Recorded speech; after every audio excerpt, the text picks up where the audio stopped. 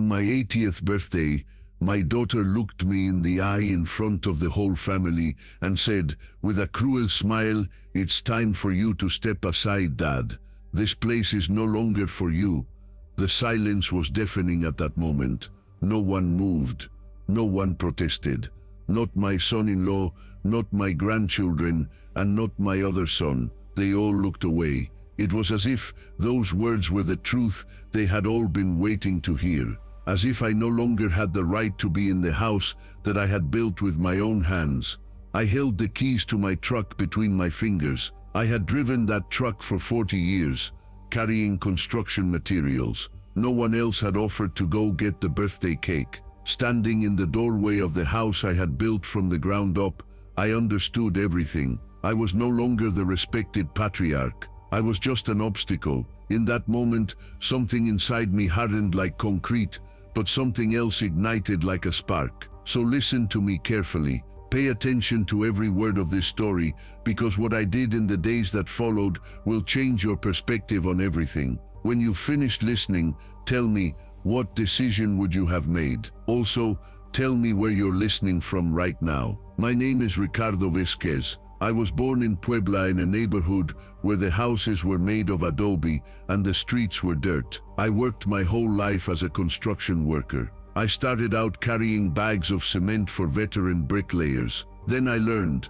I built walls, did installations, and applied finishes. I built hospitals, schools, and houses for wealthy people. But the project that gave me the most satisfaction was my own home. It's the house where my daughter Elena now lives with her husband and 3 children. I built that house block by block without professional plans or a mortgage, just determination and sweat. I married Carmen when I was very young. She was my partner in battle, the most tenacious and tender woman to ever walk this earth. We had 2 children, Elena and Roberto. When Carmen fell ill with heart disease, I was by her side every step of the way. Medicine, doctors, care, and love. I never abandoned her. Even when she could no longer walk on her own, I held her in my arms. When she passed away, part of me died with her. You know what I expected? I expected my children to protect me after that. I expected them to see me as an example of loyalty. But as the months went by, everything began to change. Elena, the youngest, became cold and calculating, with no compassion in her soul. She always wanted to prove that she was smarter than her father. She studied accounting, married an engineer from the capital, and they bought a new car. They started looking at me as if I were a relic of the past, a nuisance. First came the poisonous hints. "Dad, don't worry about that anymore. We know better." Then I was no longer included in family gatherings. Finally, on my 80th birthday, came that phrase, "It's time for you to step aside." After the bitter celebration that night, no one truly wished me good night. I sat alone on the porch, watching the stars and listening to the wind rustle through the leaves. I thought about Carmen. You know what? Some words hurt more than blows. Those words that night told me everything I needed to know. You don't belong here anymore. But Elena made a huge mistake. I may be old,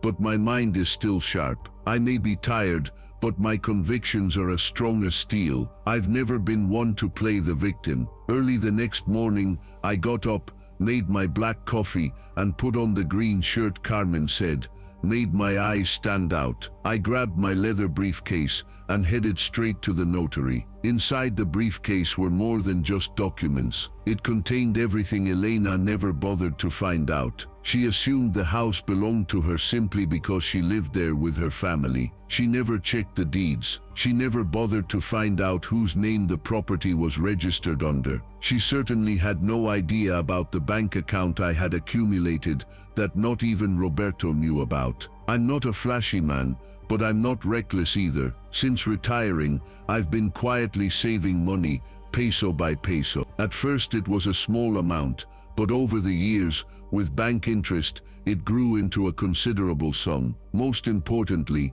everything was registered solely in my name. At the notary's office, I asked to speak with the lawyer, a young professional who attended to me courteously. I told her the whole story. I showed her my documents and stated firmly, I want to clarify everything legally. I want to change my will, and I want to establish very specific conditions." She smiled in surprise and asked, "Are you completely sure, Don Ricardo?" He looked her straight in the eye and replied, "More sure than I've ever been in my life." Afterwards, I sat down on a bench in Central Park, took a deep breath, and watched people walk by. Children played, merchants sold their goods, a couple argued, and elderly people chatted quietly. He reflected that life goes on, even if you're called a nuisance. The reaction you have after being hurt determines whether you stay on your feet or remain on the ground.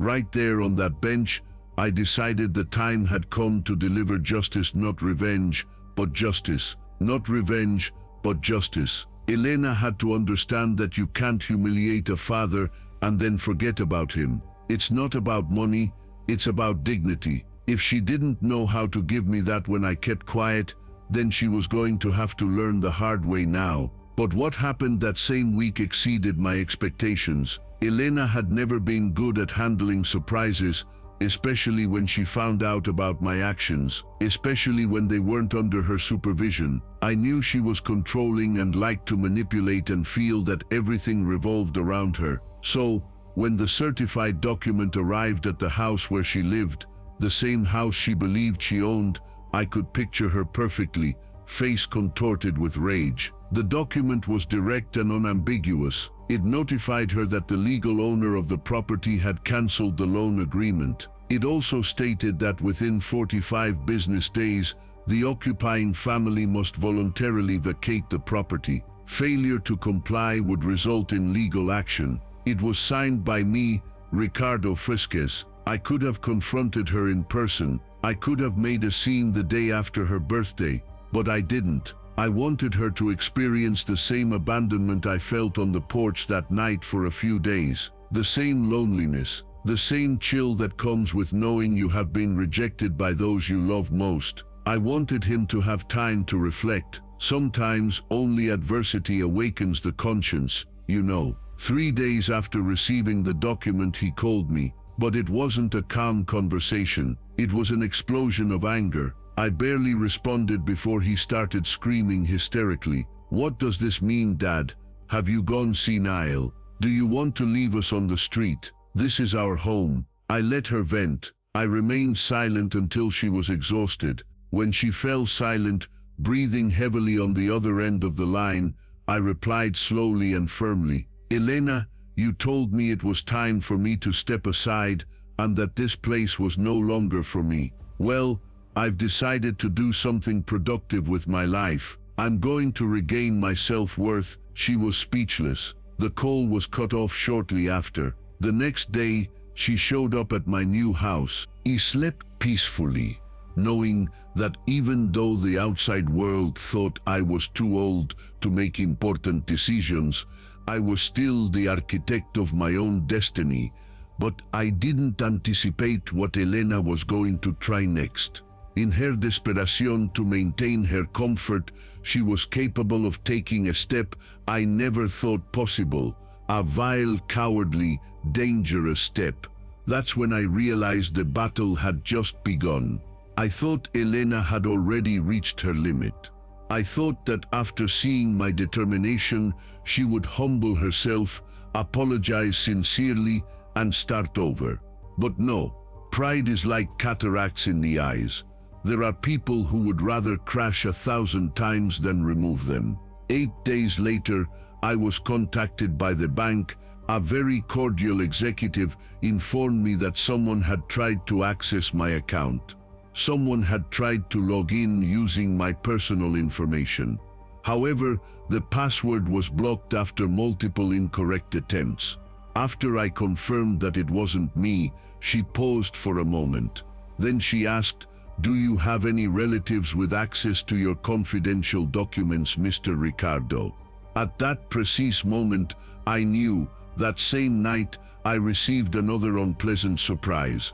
A court official knocked on my door with a summons. Elena had hired a lawyer and was trying to contest ownership of the house.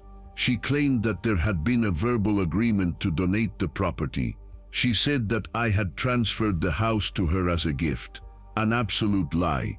She knew perfectly well that there was no document, no contract, nothing to support her claim. The problem was that she was counting on creating confusion. She wanted to wear me down and pressure me with as much bureaucratic red tape as possible. Many people give up at that point. But I was familiar with that strategy. I had spent my whole life dealing with contractors who wanted to rip me off on construction projects and bosses who wanted to cut my salary. I knew how people acted when they wanted to manipulate. This time I was prepared. I went with my lawyer and gave her all my documents, copies and records. I also asked her to do something else. I asked her to start a formal investigation into attempted fraud and illegal access to my bank account. Because now it wasn't just about pride, it was about a crime. As the days passed, Elena began to press harder. She called me and sent me messages saying that I was destroying the family. She said her children were depressed. She said they were going to make all of this public. She said that I was going to be exposed in front of the entire community. I read every message. I thought, that's not my daughter. Or maybe she always was. But I didn't want to accept it. As a father, what hurts the most deep down is not the betrayal. It's realizing that it wasn't a mistake. It was a choice, repeated, deliberate, calculated. But God has his ways. Just when I thought I was alone in this fight, something happened. An old colleague of mine named Aurelio, who had worked as a public registrar in the region for over 20 years, found out about the situation and showed up at my house unannounced with a folder under his arm. He said, "Ricardo, I heard what's going on and I think this might be useful to you." Inside the folder were historical copies signed and authenticated of the original contract for the purchase of the land on which the house was built. It was an old document with witnesses and a dated update from 7 years ago. It listed me as the sole owner. Aurelio had kept those copies for safekeeping and remembered them at that moment. It was as if the universe were telling me, "You are not abandoned." Armed with these documents, I returned to the lawyer and we strengthened the complaint. Now it was no longer Elena trying to prove something. It was me with solid evidence proving her bad faith. We filed a formal complaint for attempted fraud, data violation, and false statement. The lawyer looked at me seriously and said, "Mr. Ricardo, with this your daughter could end up with a criminal record." I took a deep breath. I closed my eyes for a moment and replied, "That's not what I'm looking for. But if she chooses that path, she'll have to face the consequences as an adult." And that's when everything started to change. Elena received the court notification and suddenly she turned into a lamb. She went to the lawyer's office with her head down and said she wanted to reach a settlement and that it was all a misunderstanding. But it was too late. The prosecution was already involved. I learned that justice that stops out of compassion becomes injustice for the righteous. That night I sat on the porch again. The sky was clear and the breeze carried the scent of the flowers Carmen loved. I began to reflect. How did we get here? How could a father end up in court against his own daughter? The answer came softly from my heart. When love is crushed by greed, only courage remains. What I didn't know was that this process would reveal something even deeper. During the investigation, they discovered something I never imagined. It would change everything forever. I never thought this investigation, which began as a legitimate defense of what belonged to me, would expose something that would tear my soul apart. 10 days after Elena received the court summons, my lawyer called me urgently. I arrived early, as always, with my folder under my arm and butterflies in my stomach. She greeted me with a serious expression, but it wasn't anger or legal concern. It was something else.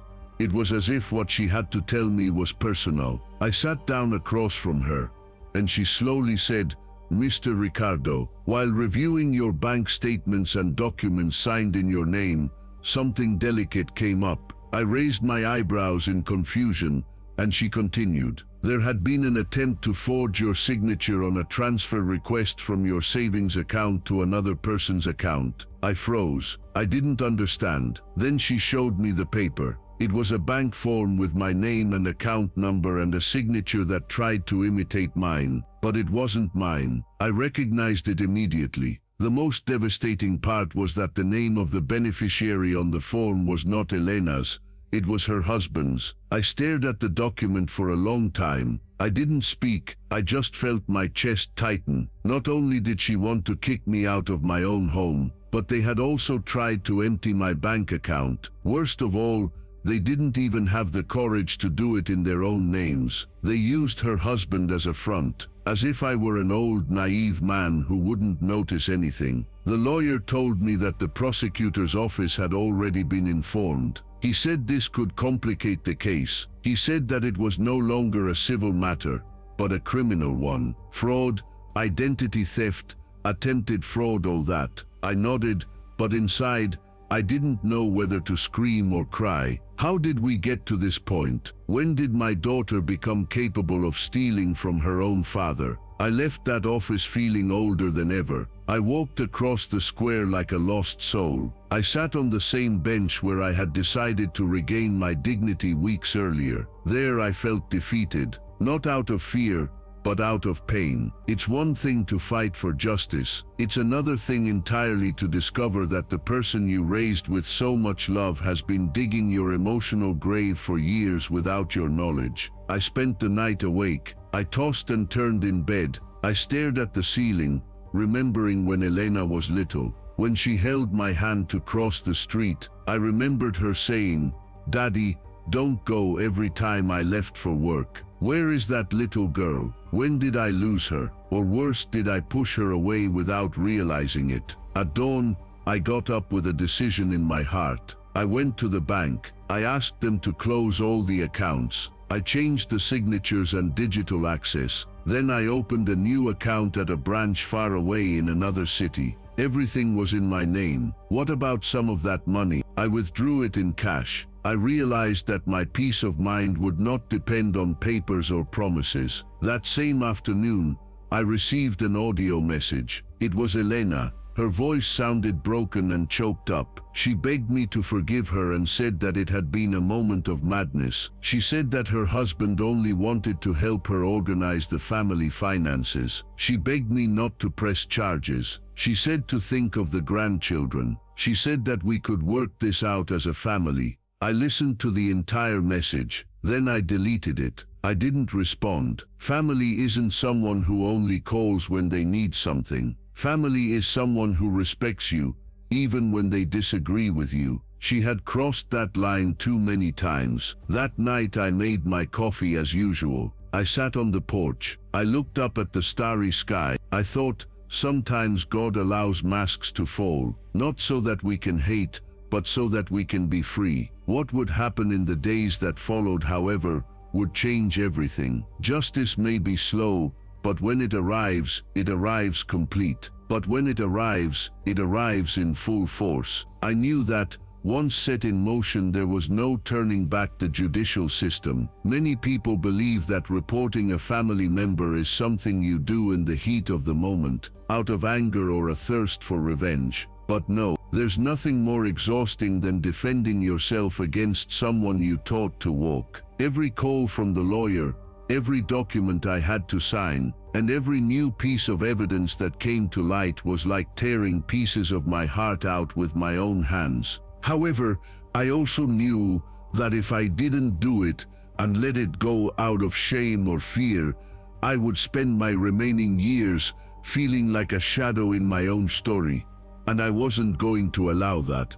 A few days later, the prosecutor summoned me to make an official statement. I arrived at the prosecutor's office with steady steps, but a tight chest. The hallway smelled of dampness, old documents, and reheated coffee. They seated me in an office containing a steel table, a desk full of files, and a computer that made noise with every keystroke. They asked me everything: dates, names, situations. I answered calmly. I had nothing to hide, but when they put the forged form in front of me and asked if I recognized the signature as mine, I felt a twinge in my stomach. I said out loud, "No, that's not my signature. It hurts to admit it, but it's not mine. But I recognize the name of the person who put it there." After I finished my statement, the prosecutor stared at me for a few seconds. Then he said, "Mr. Ricardo, it's not common for someone your age to have the courage to do this, but what you are doing is right." I nodded and replied, "I didn't come here to get my daughter sent to prison. I came to clear my name and find peace." And that's what I stuck to until the end. The following week, I received a call from the court. They told me that the judge had issued a restraining order. While the proceedings were ongoing, Elena could not come near me or communicate with me directly. I was left in shock. Even though she hadn't spoken to me in weeks, knowing that an official document prohibited it felt like seeing what was already written in my soul in ink. Something had broken between us, and perhaps it could not be repaired. But life goes on. While all this was happening, I continued with my daily routine. I got up early, made breakfast, read the newspaper, and walked around the neighborhood. Some neighbors greeted me with pity, others with respect. Some muttered things I couldn't understand. But I no longer bowed my head. I had discovered that there is no worse punishment than living in shame for things you didn't do. One day, while standing in line at the supermarket, an elderly woman whom I knew by sight approached me. Looking at me with teary eyes, she said in a low voice, "Mr. Ricardo, I saw what was on the local news, and I just wanted to tell you that I admire your courage. I also have a daughter who kicked me out of my house, but I didn't have the courage you had." I looked at her, took her hand and said, "It's not courage, Mrs. Martha, it's necessity. When your soul can't take it anymore, you have to do something, even if it hurts." That conversation left a mark on me. I understood that I wasn't alone. There were many elderly people like me, silenced, humiliated and displaced. They remained silent out of love, fear or shame. I decided that no matter what happened, I would never be silent again. A few days later, my lawyer called me with some news. She told me that the prosecution already had enough evidence to file charges. The initial hearing would be in 3 weeks. I asked her if Elena could go to prison. She said, "It's possible, but that will depend on the judge. We're just presenting the truth." That night I didn't sleep much, not out of fear, but because I knew what had started as a defense had become an open war. Although I didn't want to hurt anyone, I wasn't going to give up either. The days passed. The city went on as usual. The cars, the church bells, the bread sellers at dawn. Everything seemed normal. But inside every day was a battle. It hurt to look at old photos. It hurt to pass by places where we used to go as a family. It hurt to hear the silence of my grandchildren, who didn't understand what was happening. However, I knew that pain was no excuse to give up. That wound would only be healed by truth and justice. The day of the hearing arrived. I put on my best shirt with blue buttons. I carefully combed my hair. I arrived early. The courtroom was cold with wooden benches and a stern judge. Elena was there with her lawyer. She didn't look at me, neither did I. We each sat on our respective sides. The judge began to read the file. He listed the charges: attempted fraud, forgery, identity theft, and misuse of bank documents. I felt as if each word were a stone falling into water. After presenting the facts, the judge gave me the floor.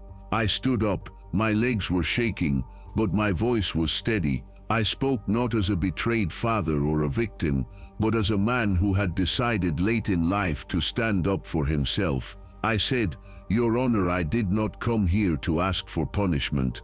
I came to ask for my dignity back. For years they called me a nuisance and treated me like an obstacle, yet I continued to give my all.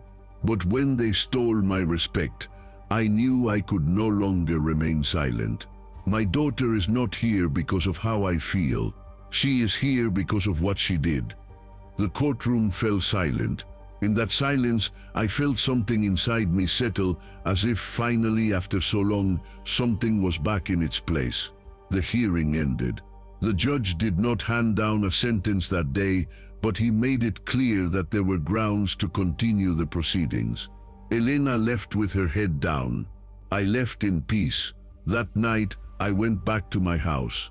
I made coffee as usual. I sat on the porch and for the first time felt that I was no longer a lonely old man fighting his shadow. I felt like a man who had been a father, a worker, a husband, and now his own man. But the most surprising thing was yet to come. A few days after the hearing, the city continued with its usual rhythm. Inside me, however, everything had changed. I left the courthouse with an indescribable feeling. It wasn't joy. It wasn't sadness either. It was something in between. It was as if a weight had been lifted from my chest. Yet, at the same time, I felt empty. Deep down, every parent holds on to the hope, no matter how small, that their child will one day return. Ask for forgiveness. Admit her mistake. But when I saw Elena with that cold look on her face that day, without saying a word or looking up to meet my gaze, I understood that she had already chosen her path. Finally, I had chosen mine. At the end of that same week, I received an unexpected visitor. It was Diego, Elena's eldest son. He's a grown man now. He must be about 25, but I still remember him running barefoot through the garden and climbing the trees in the orchard. I remember him asking me to tell him stories before bed. "Grandpa, tell me another one about the countryside. The one about when you met Grandma Carmen." When I opened the door and saw him standing there with a backpack on his shoulders and tears in his eyes, I froze. It wasn't because I was surprised to see him. It was because I saw something in his eyes that I hadn't seen in that family for years: sincerity. "Can I come in, Grandpa?" he asked softly, as if every word hurt him. I opened the door without saying a word. He sat down in the same wooden chair where his mother had sat weeks earlier. But the energy was different. "I'm sorry I came without warning, but I needed to see you. Mom doesn't know I'm here. If Dad finds out, he'll explode. But I don't care." I let him talk. Sometimes a young soul needs to vent without interruption. "I saw everything, Grandpa. I read the papers. I saw the emails. I listened to the recordings your lawyer handed over. I'm not trying to justify my mom because what she did is unjustifiable. I just want you to know that not everyone thinks like her. I never saw you as a burden.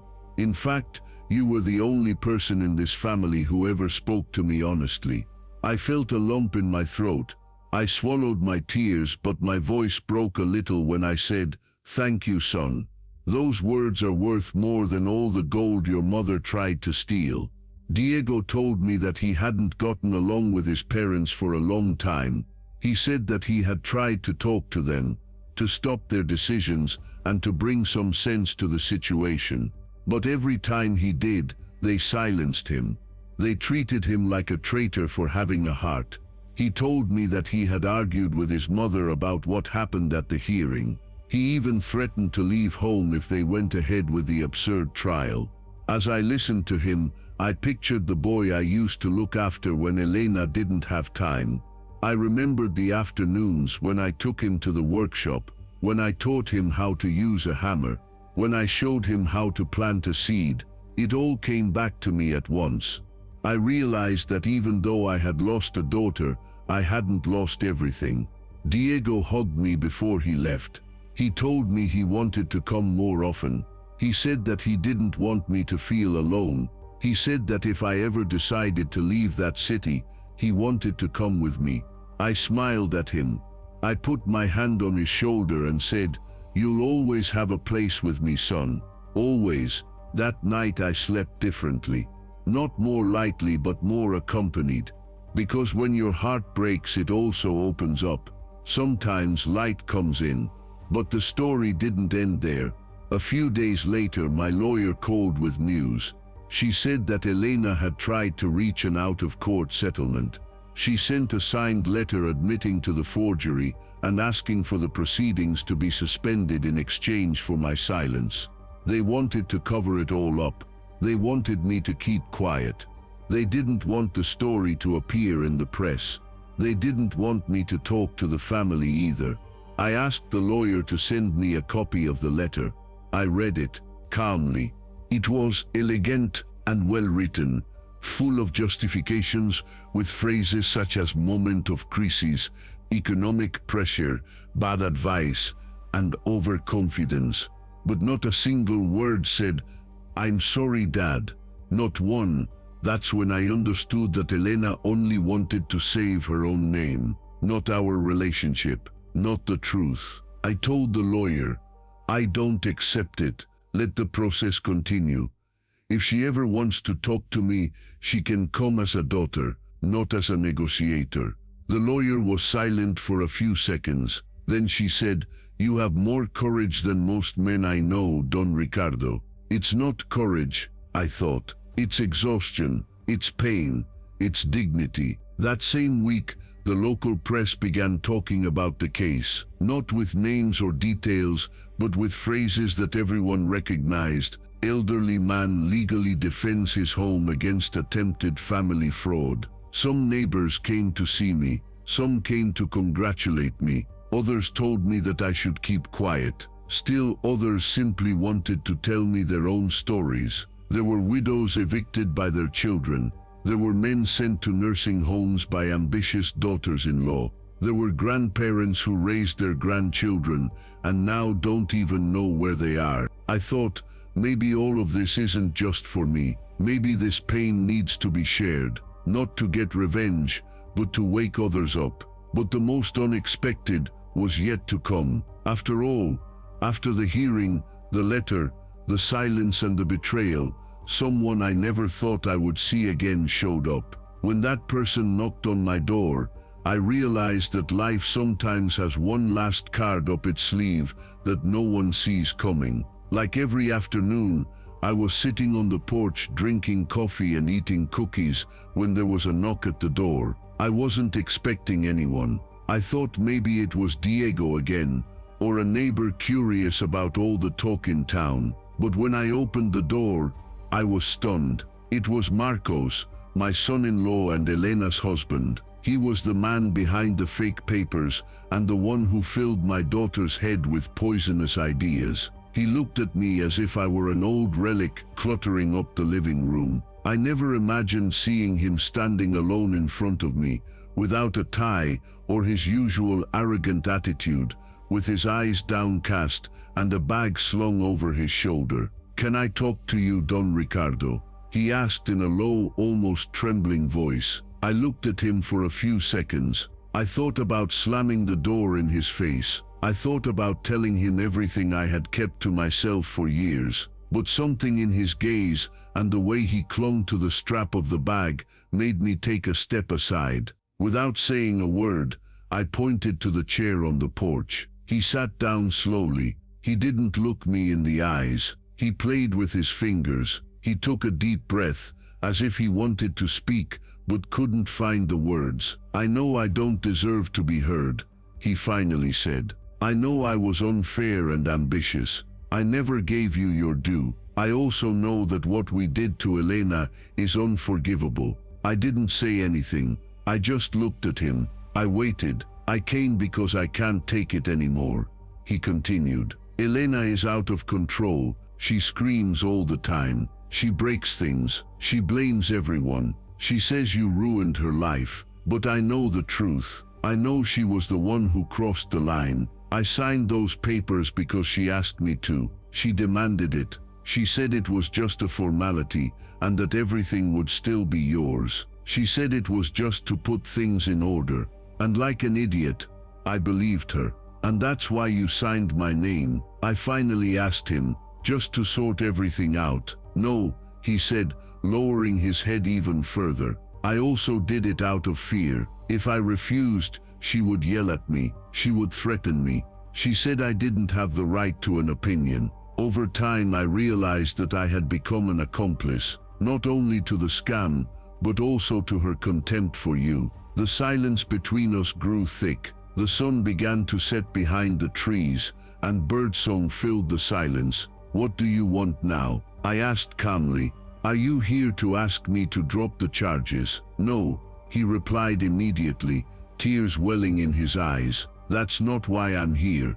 I've come to tell you that I'm leaving. I'm leaving the house. I can't continue living with a woman capable of doing that to her own father, especially after what she did to the children. The children? I asked, concerned. He nodded and wiped his cheeks. Elena started treating them with the same harshness. She would yell at them. She would insult them if they mentioned your name. Diego tried to protect his brothers, but he couldn't do it alone. And me? I realized that if I didn't leave now, my children would grow up hating her, just like her. I remained silent. It wasn't because I didn't know what to say. It was because my heart was filled with such a strong mixture of sadness, relief, and compassion that any words I said would have been wrong.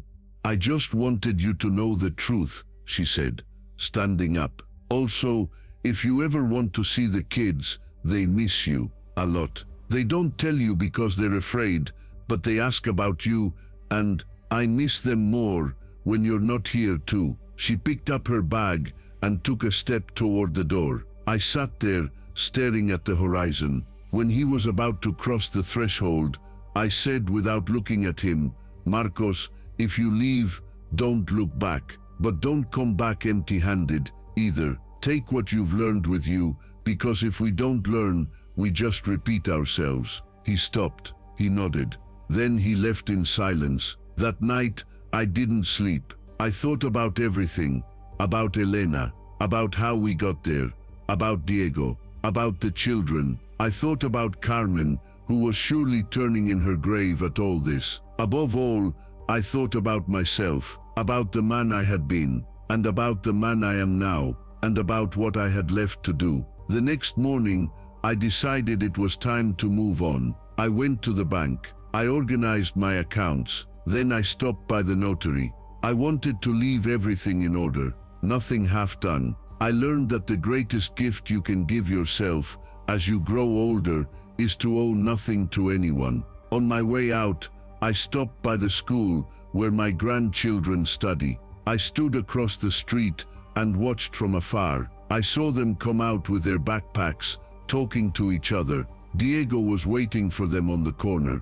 When he saw me, he crossed the street. He gave me a big hug, one of those hugs that doesn't need words. Just by looking at me, I knew he knew what had happened. Thanks for everything, Grandpa, he said, for not keeping quiet, for teaching me that being a man isn't about shouting louder, but living truthfully. Standing on that corner, I understood that sometimes, to save the future, you have to let go of the past, even if it hurts, even if it bleeds. But what I didn't know yet was that the trial still had one last twist. It was something that neither Elena, nor I, nor anyone else expected. When it came, it changed the course of the whole story. When you think you've seen it all, that it's hurt enough, when you think the worst words have been said, and the wound can't get any deeper, life shows you that there are still layers to tear away. Life shows you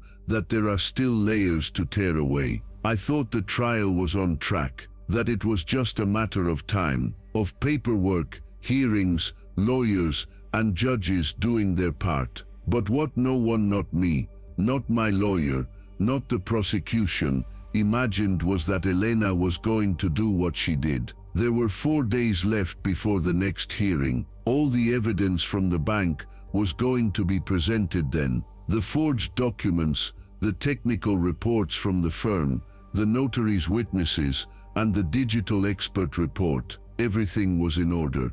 We were ready. Then one night, my lawyer called me. Her voice was more serious than I had heard it since this whole thing started. Mr. Ricardo, your daughter filed a counterclaim. I was silent. I didn't understand. Counterclaim? Why? On what grounds? She says you're senile. She says that you're not mentally fit to make legal decisions for yourself. She claims that this whole process was manipulated by third parties. She says the original complaint should be dismissed. I felt the blood drain from my body. I leaned on the table. My hand was shaking, not out of fear, out of anger, out of disbelief. My own daughter, after trying to rob me and forge documents, using her husband, she now wanted to make me look crazy and incapable. And that's possible. I asked in a low voice. Anyone can allege whatever they want. The judge will decide whether to admit the counterclaim. But what this does mean is that you will have to undergo an official psychiatric evaluation. It's a court order. I didn't sleep that night. I sat in front of Carmen's portrait. I talked to her as if she were there. I told her everything. Tears streamed down my face. Did you see what your daughter has become, my love? Did you see how far she went? As I spoke, I remembered the years when we took her to school together. The times we waited for her with her lunch. The days we comforted her when she failed a test. Where did that little girl break? Where did we lose her? The next day, I showed up at the courthouse as the judge had requested. Diego accompanied me. We entered a small office where a psychologist and a doctor were waiting for us. First, they asked me basic questions. They asked for my full name, age, address, the current year, and the name of the